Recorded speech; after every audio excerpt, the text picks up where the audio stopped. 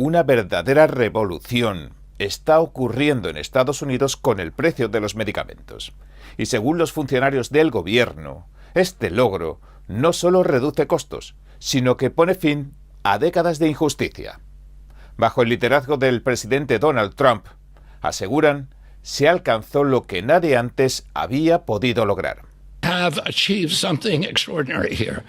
Es algo que él soñó durante 20 años porque es un presidente con sentido común. Hace 20 años, él vio algo muy claro. Además, China da marcha atrás después de que el presidente Trump amenazara con imponerle un arancel del 100% a sus importaciones. El gigante asiático se retracta y dice que suspende sus nuevos controles mundiales de tierras raras. Mientras tanto, el plan de paz de Gaza ha comenzado. Tras el alto el fuego y el intercambio de rehenes, ha dado comienzo la segunda fase. Bienvenidos a En Primera Plana.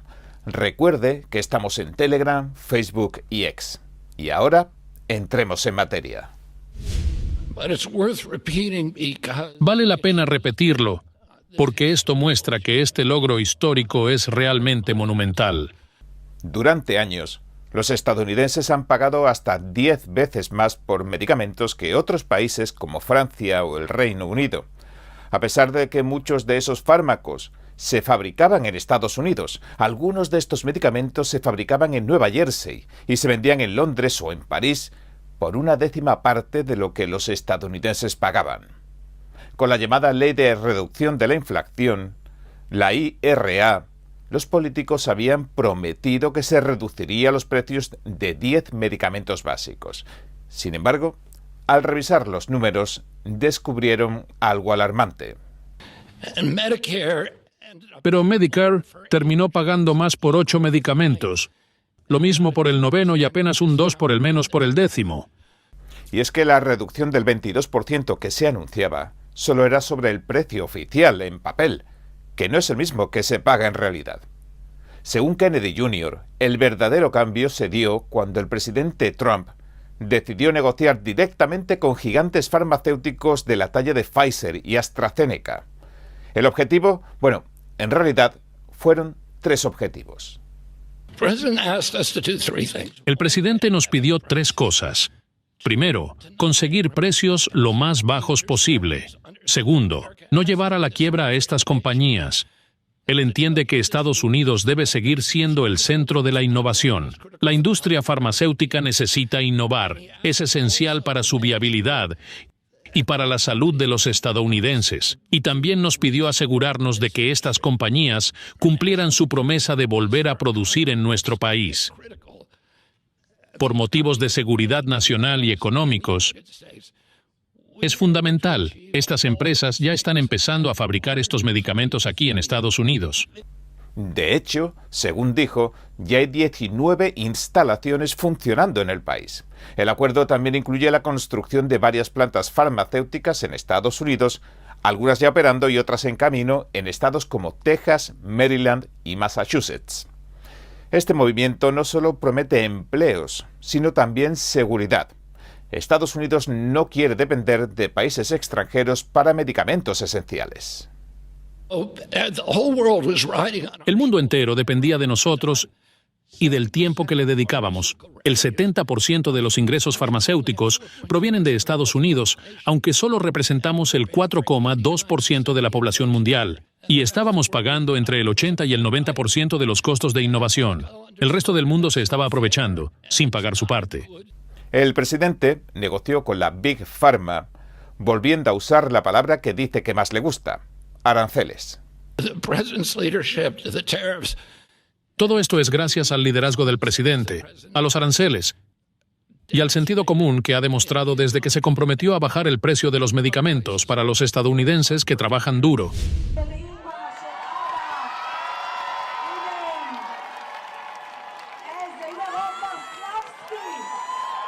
Miles de personas victorearon, se abrazaron y lloraron en la plaza de rehenes de Tel Aviv. Eso fue después de la noticia de la liberación de los 20 rehenes que mantenía Hamás en cautiverio. El intercambio de rehenes es uno de los pasos clave para poner fin a los 2 años de guerra en Gaza. El presidente estadounidense Donald Trump logró un alto el fuego entre facciones en lo que ha dado en llamar la fase 1 del acuerdo de paz. Se escuchó a la multitud en Tel Aviv corear "Gracias, Trump", mientras el primer convoy con los rehenes liberados entraba en territorio israelí.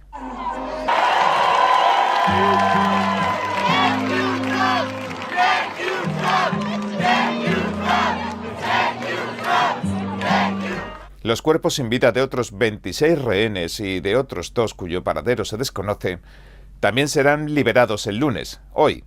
Israel, por su parte, liberó a casi 2.000 detenidos y presos palestinos que retenía.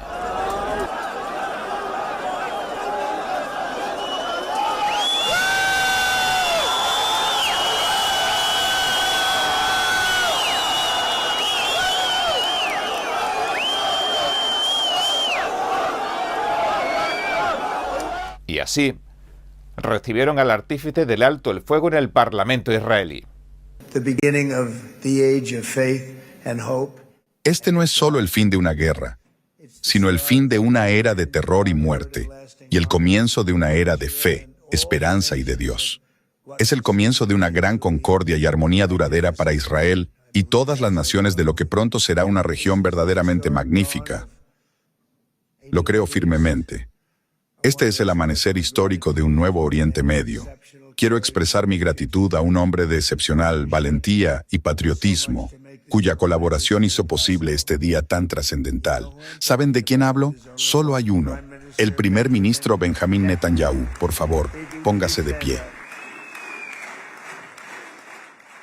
Netanyahu, por su parte, aseguraba esto. Donald Trump es el mejor amigo que el Estado de Israel ha tenido jamás en la Casa Blanca. Luego Trump se dirigió a Egipto para asistir a la cumbre que creará las condiciones necesarias para una paz duradera en Gaza y en toda la región. Estamos viviendo un momento increíble, como creo que nadie había visto antes. Hicimos una escala impresionante en Israel. Y ahora estamos en un país donde un amigo mío es un líder muy poderoso. El presidente atribuyó a su homólogo egipcio, Abdel Fattah el-Sisi, gran parte del mérito del acuerdo de paz, y ambos pusieron en marcha la segunda fase del plan de paz entre Hamás e Israel.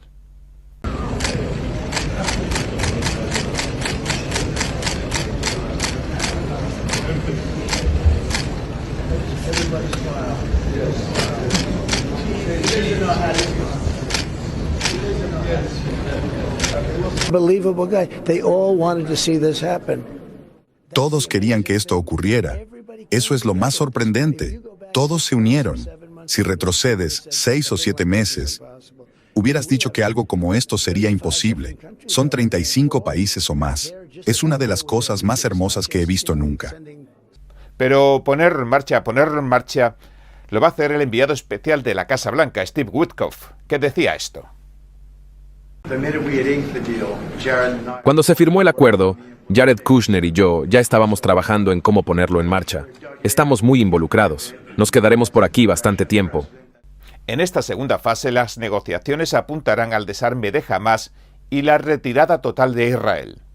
Y por último, en la tercera, o quizás en la segunda, se establecería una nueva autoridad palestina en Gaza. Y entonces comenzaría un plan internacional para reconstruirla. El secretario de Estado norteamericano Marco Rubio, a quien Trump calificaba como el mejor secretario de Estado de la historia de Estados Unidos, también decía esto. Esto es claramente, en mi opinión, y creo que en la opinión de todos los de esta sala, probablemente uno de los días más importantes para la paz mundial en 50 años, y no es ninguna exageración. Además, Egipto le concedió al presidente Trump la condecoración más alta de la nación. Me siento muy honrado de que me concedan la más alta distinción de Egipto, la Orden del Nilo. Un título tan magnífico y tan hermoso como la Orden del Nilo. Muchas gracias, señor presidente. Bueno, está claro que los chinos se han dado cuenta de que traspasaron por completo los límites de lo que sería aceptable. Puedo decirles que no nos lo notificaron. En cuanto nos enteramos por fuentes públicas, los contactamos para concertar una llamada telefónica y decidieron posponerlo. Aún así, en los últimos días, creo que todos han entendido claramente que China no puede salirse con la suya con esta maniobra de poder.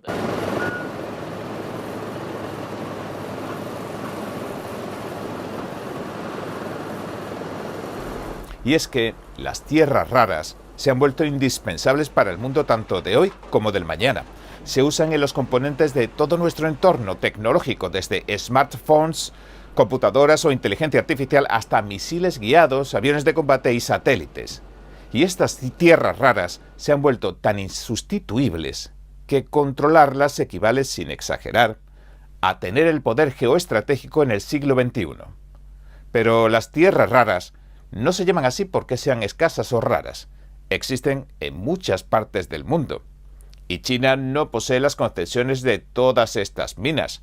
Lo que tiene es un predominio casi absoluto de su complejo, tóxico y costoso procesamiento. Las tierras raras existen en Estados Unidos, Australia y Argentina.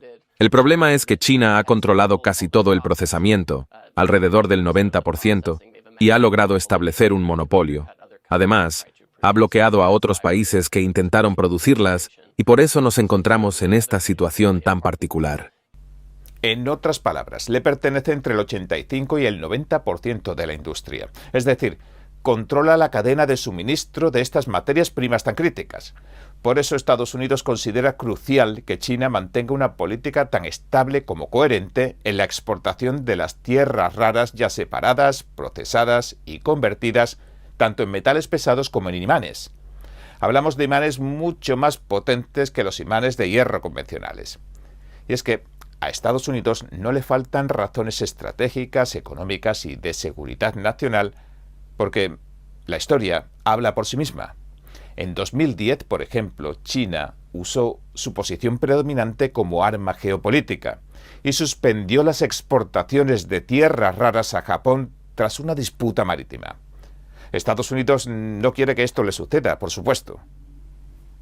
Por eso, Estados Unidos ideó un plan y así evitar que el gigante asiático repita esa estrategia en su contra. Y más ahora en que el ambiente se vuelve cada vez más competitivo, sobre todo en asuntos de tecnología y carrera armamentística.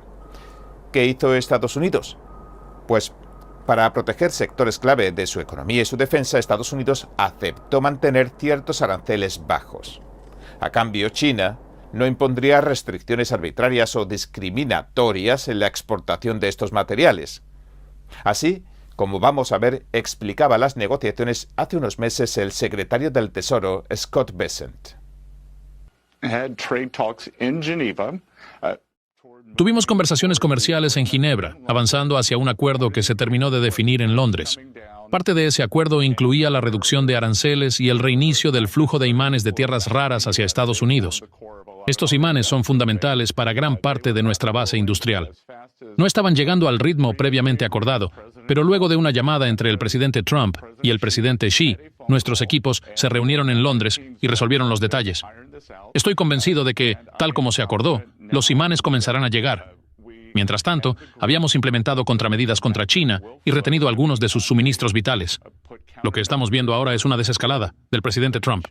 Pero cuando China rompió las reglas del acuerdo e impuso este nuevo control mundial sobre las tierras raras, como tratamos en profundidad en el último programa, no sé si lo vieron, Estados Unidos y el presidente Trump lo interpretaron como una violación del equilibrio comercial y estratégico. Y le amenazó Trump con tomar represalias. Si seguía adelante, impondría un arancel, dijo, a los productos procedentes de China del 100% sobre el 30% que ya va a empezar el 1 de noviembre, o sea, un 130%. Entonces China se lo pensó y, claro, se retractó. Sé lo que pasó. En realidad entiendo lo que pasó. Y ni siquiera estoy diciendo que se haya equivocado. Pero luego nosotros le respondimos con algo mucho más duro que lo que él nos había hecho. El presidente Trump, que pareció cancelar súbitamente las relaciones con China tras la violación del acuerdo, ahora parece volver a tenderle la mano. ¿Ve posible que se dé una reunión de Trump y Xi al final del mes? Sí podría ocurrir. Si se dan conversaciones, el presidente, como siempre, está dispuesto a dialogar. Ya hemos hecho contactos con el personal del lado chino así que ya veremos. Lo que quiero dejar claro es que no podemos permitir que impongan un nuevo control sobre las exportaciones de tecnología a Estados Unidos y al mundo. No podemos aceptarlo. El Departamento de Seguridad Nacional informa que ya son más de 1.500 los arrestados en la operación Midway Blitz, que se enfoca en los inmigrantes ilegales de Illinois. Y una nueva encuesta nacional revela qué ciudades de Estados Unidos son las más peligrosas. Y para saberlo de primera mano, le preguntan a las personas que viven en ellas. Y los resultados pueden sorprenderle. Y ahora entremos en materia. El Departamento de Seguridad Nacional, el DHS, acaba de informar que lleva arrestados a más de 1.500 inmigrantes ilegales en Illinois durante la operación Midway Blitz, y que entre estos se hallan criminales de primer orden como pedófilos, pandilleros violentos y ladrones a mano armada. Dice que se enfoca la operación en los inmigrantes ilegales criminales que han llegado a Illinois y específicamente a Chicago buscando la protección bajo las políticas de santuario del gobernador Pritzker. Las jurisdicciones que aplican políticas de santuario prohíben a los funcionarios locales tanto hacer que se cumplan las leyes de inmigración como colaborar con las autoridades federales. Y es que tanto Chicago como Illinois, el estado, se consideran jurisdicciones santuario de este tipo. A principios de octubre, el DHS hizo un recuento de los inmigrantes ilegales criminales que había arrestado durante la operación Midway Blitz. Informó, por ejemplo, de un mexicano condenado por agresión doméstica agravada de un niño de 3 años.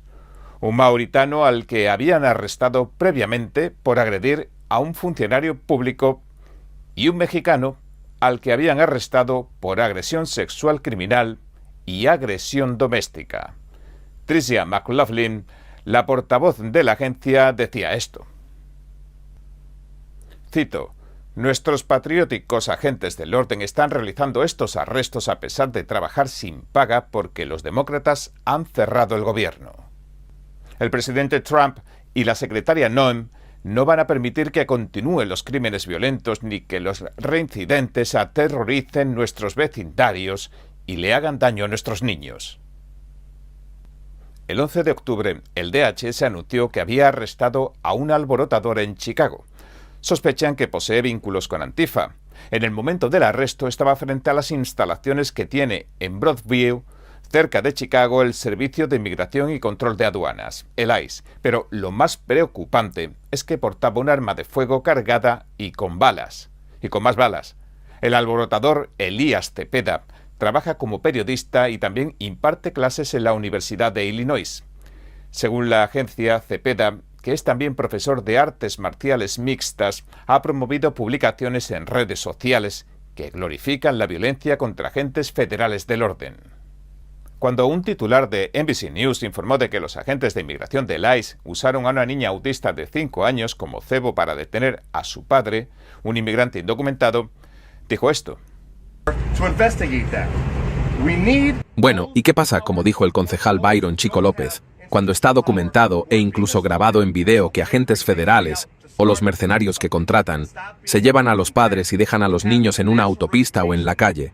Eso es poner en peligro a un menor, por cualquier definición razonable del término, y no hemos visto ningún movimiento por parte de las agencias de seguridad locales o estatales, ni de los fiscales con poder para investigar eso.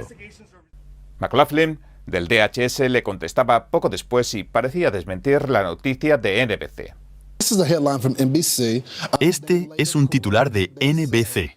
Luego lo corrigieron. Decía, ICE detuvo a una niña autista de 5 años en Massachusetts para presionar a su padre y que se entregara, según la familia. Pero después dijeron, video muestra a la niña de 5 años mientras los agentes de ICE intentan arrestar a su padre. Por supuesto, aquello nunca ocurrió de verdad. Estos no fueron los hechos de esta historia, pero el daño ya estaba hecho. Esto es una calumnia asquerosa. Y puedo decirte que ese periodista me contactó directamente y me dijo que nuestros agentes estaban utilizando a esa niña de 5 años con autismo como cebo, cito textualmente, para hacer que su padre saliera de la casa. Yo le dije, espera, no hay forma de que esto sea cierto. Espera a que te demos los hechos para que no publiques información errónea ni estas falsas acusaciones que deshumanizan y demonizan a nuestros agentes del orden. Pero él siguió adelante con la historia. No sé cuál es toda la verdad, pero lo que sí sé es que este individuo, que era el objetivo de nuestra operación, tenía antecedentes penales por violencia doméstica y estrangulación. Fue detenido por nuestros oficiales de ICE en una parada legal. Intentó huir del vehículo, hizo gestos obscenos con ambas manos a nuestros agentes y abandonó a su hija de 5 años. Nuestros agentes actuaron con total profesionalismo. Se quedaron con la niña para asegurarse de que estuviera bien hasta que estuvo bajo el cuidado adecuado. Recuerda, Lawrence, los hombres y mujeres del ICE son padres, madres, hijos e hijas. Son personas que solo quieren volver a casa con sus familias por la noche y servir a nuestra gran nación. En un comunicado del 26 de septiembre, el DHS denunció que desde el inicio de la operación Midway Blitz, los alborotadores han agredido a agentes del orden público y han vandalizado sus vehículos. Los agentes del ICE dicen haber observado un aumento del 1000% en las agresiones que reciben ahora. Y ahora, el plan de Trump de desplegar a la Guardia Nacional en Chicago se ha topado con los tribunales. El 10 de octubre, un juez bloqueó su despliegue. Emitió una orden temporal después de que el estado de Illinois y la ciudad de Chicago interpusieran una demanda. La administración Trump apeló y otro tribunal dictaminó que la administración puede federalizar las tropas de la Guardia Nacional de Illinois, pero no puede desplegarlas en Chicago, al menos mientras continúa el proceso judicial, ya que se espera que la otra parte apele también esta decisión. La administración Trump convocó a unas 500 soldados de la Guardia Nacional de Illinois y Texas para su despliegue en la ciudad, pero los dirigentes de Chicago e Illinois han criticado las iniciativas con dureza, estas iniciativas con las que la administración Trump pretende hacer cumplir las leyes migratorias.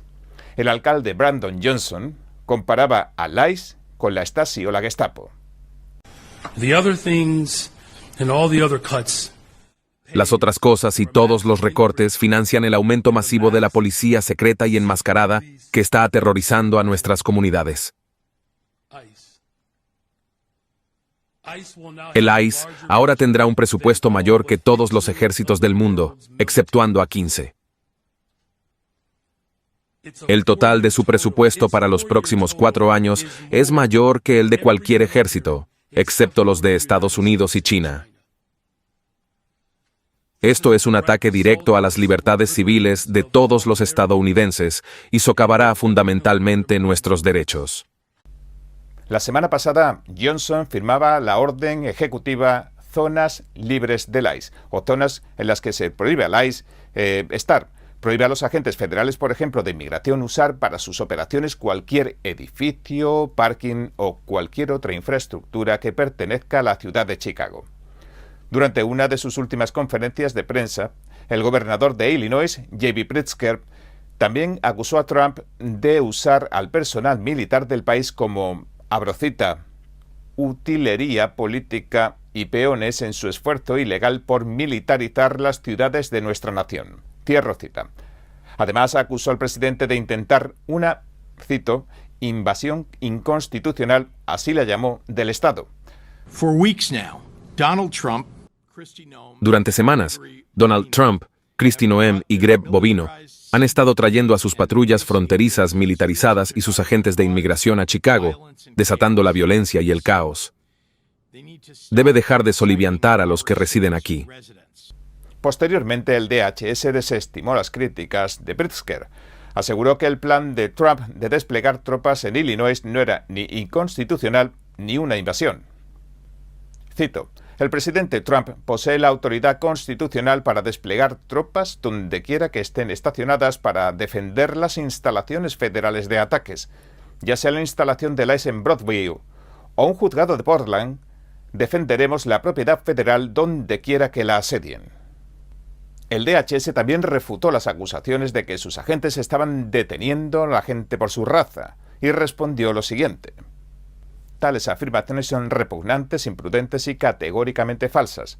Lo que convierte a alguien en blanco de las autoridades migratorias es su situación ilegal en Estados Unidos, no su color de piel, raza o etnia.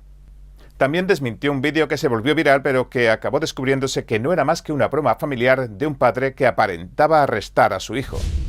Según datos del 2025 del portal Numbeo, Memphis, Tennessee, encabeza la lista de las ciudades donde los estadounidenses se sienten menos seguros.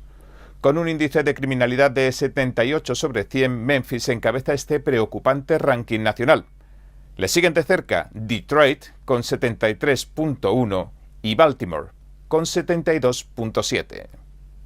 Estas ciudades, que forman parte del cinturón de óxido Rust Belt, se han visto marcadas por décadas de desindustrialización y siguen pagando el precio: desempleo, pobreza y altos niveles de criminalidad.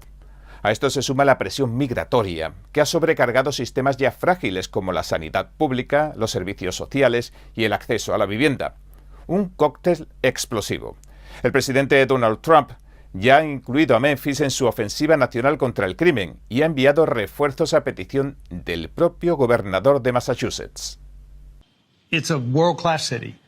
Es una ciudad de clase mundial, pero carga un grave problema de criminalidad. Gracias al presidente Trump y su visión de ciudades seguras en los Estados Unidos, Memphis está a punto de convertirse en una de las ciudades más seguras del país. Somos muy afortunados de contar con todos los recursos federales que harán de esta ciudad un lugar seguro. Pero lo que distingue este índice de criminalidad de las estadísticas oficiales es que se basa en lo que perciben los propios ciudadanos. Se les pregunta a los vecinos sobre si se sienten seguros de día o de noche y sobre delitos como los robos, las agresiones, los homicidios y el vandalismo. A nivel nacional, el promedio de percepción del crimen fue de 49,2 o 0,2 sobre 100. Según la clasificación, se trata de un nivel de crimen moderado. Sin embargo, algunas de las principales ciudades superan ampliamente esa media. Como decimos, Memphis a día de hoy con un 78, Detroit con más del 73, Baltimore con casi el 73, Albuquerque con casi el 72 y San Luis con casi el 70. En Memphis, los propios ciudadanos aseguran que los robos, las agresiones y los delitos contra la propiedad preocupan y mucho. No obstante, la ciudad ha registrado mejoras.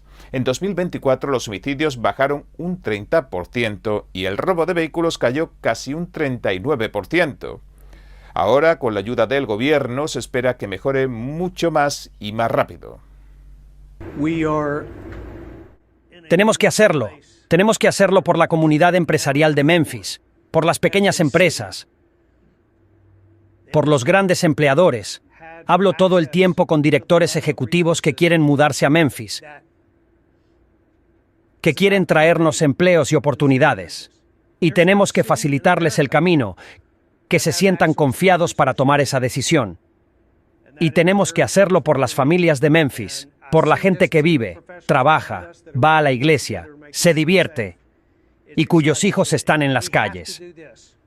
Tenemos que hacerlo por todas las personas que viven en esta ciudad. Y es que este informe no busca reemplazar los datos del FBI o de la policía, pero sí ofrece una mirada diferente. Cómo se vive y se percibe la seguridad en las calles más allá de los números oficiales.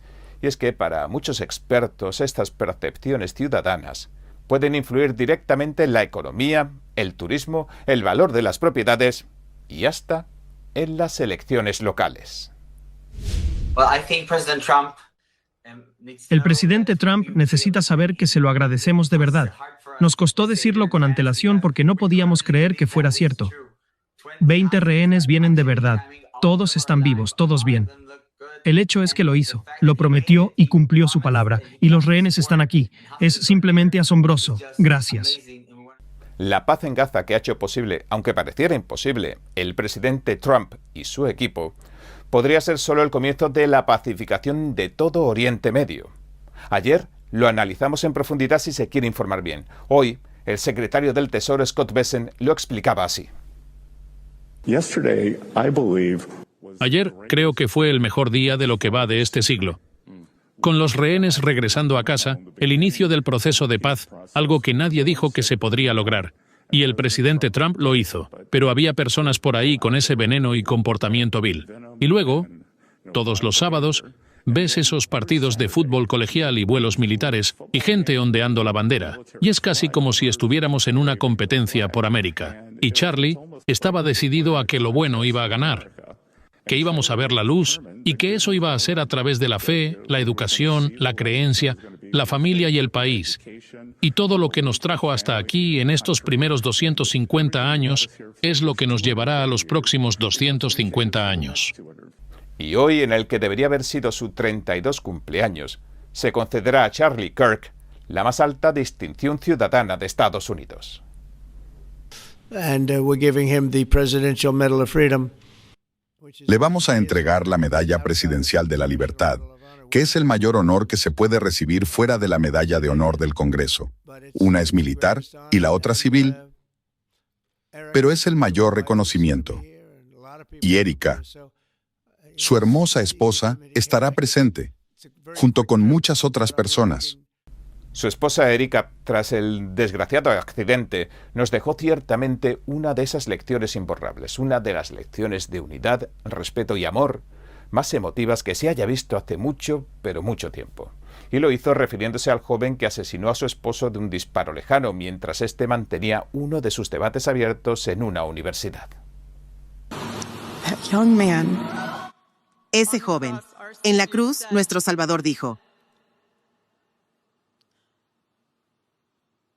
Padre, perdónalos porque no saben lo que hacen. Ese hombre. Dadle.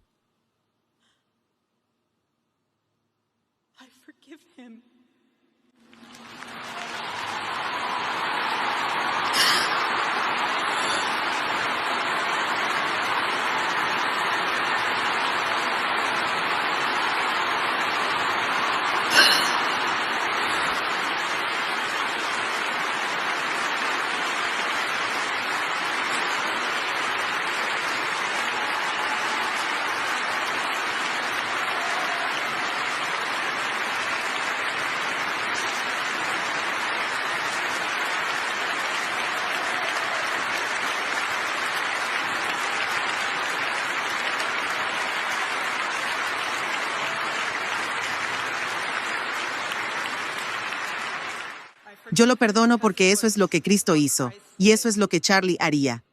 La respuesta al odio no es odio. La respuesta que conocemos del Evangelio es amor. Y siempre amor. Amor tanto para nuestros enemigos como para quienes nos persiguen. Hoy lo dejaremos aquí. Descanse en paz. ¿Y usted qué opina? Bueno, este ha sido nuestro informe de hoy. Si le gustó, por favor, no olvide darle a me gusta, suscribirse y compartirlo. Gracias por ver En Primera Plana. Nos vemos mañana. Enfóquese en la belleza, muestre la naturaleza, comparta la bondad, sienta la rectitud. 2025, el 5º concurso internacional de fotografía de NTD. Capture los momentos más hermosos a través de su lente. Sus obras se exhibirán en galerías y en múltiples plataformas en línea, para que el público las admire y las coleccione. Visite foto.ntdtv.com.